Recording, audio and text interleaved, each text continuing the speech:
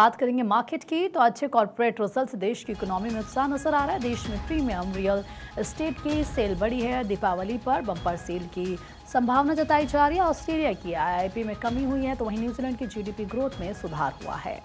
तो देखिए ग्लोबली क्योंकि हम बात करते हैं कि क्या हाल है पूरी दुनिया के, इस वक्त मार्केट एक्सपर्ट आकाश जिंदल जी जुड़ चुके हैं हमारे साथ।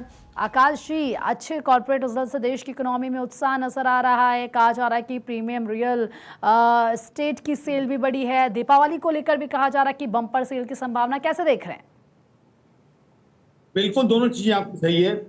सबसे पहले तो अच्छे कॉर्पोरेट रिजल्ट्स, Q1 के रिजल्ट्स अच्छे आए हैं और वो भी उस पीरियड के रिजल्ट्स हैं जब यूएस ईरान वॉर अपने बिल्कुल हाइट पे थी। अब देखिए अप्रैल मई जून वो ऐसा वक्त था, 28 फरवरी को वॉर शुरू हुई थी। अप्रैल और मई में वॉर बहुत इंटेंस थी। उस समय के जो है 2 महीने हैं ये, और क्वार्टर के रिजल्ट्स काफी अच्छे आए हैं और डिमांड भी अच्छी है, कंजम्पशन अच्छी है, क्रेडिट ऑफटेक अच्छा है। या इंडियन इकोनॉमी ने जो डिमांड एग्जिबिट की है वो इम्यून है ग्लोबल कंडीशन से। हालांकि मैं ये नहीं कह रहा कि इंडियन इकोनॉमी पूरी तरह इम्यून है। इकोनॉमी को जहां तक है एक्सपोर्ट्स को लेके और चीजों को लेके, जाहिर सी बात है जब हम एक ग्लोबल एरा में है, ग्लोबलाइजेशन के एरा में कुछ ना कुछ इम्पैक्ट पड़ेगा।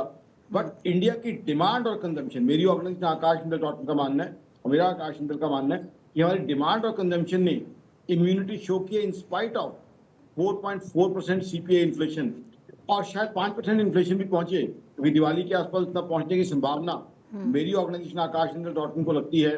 बट डिमांड बढ़ रही है और सबसे इंपॉर्टेंट जो आपने बात कही है, टोटली इंडोर्स दैट, दिवाली की जो कॉर्पोरेट्स के एडवांस बुकिंग है और प्री बुकिंग्स हैं वो ऑलरेडी शुरू हो गई हैं और दिवाली की प्री बुकिंग्स में काफी अच्छे नंबर्स आ रहे हैं। यानी इस बार दिवाली पे भी डिमांड और कंजम्पशन अच्छी होने जा रही है।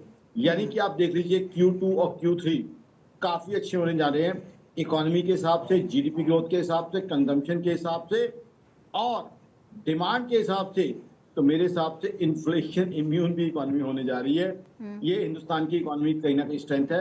और फिर फेस्टिवल सीजन, दिवाली की बात क्यों करें, दिवाली से पहले अभी देखें जन्माष्टमी है, रक्षाबंधन है, उससे पहले नवरात्र है।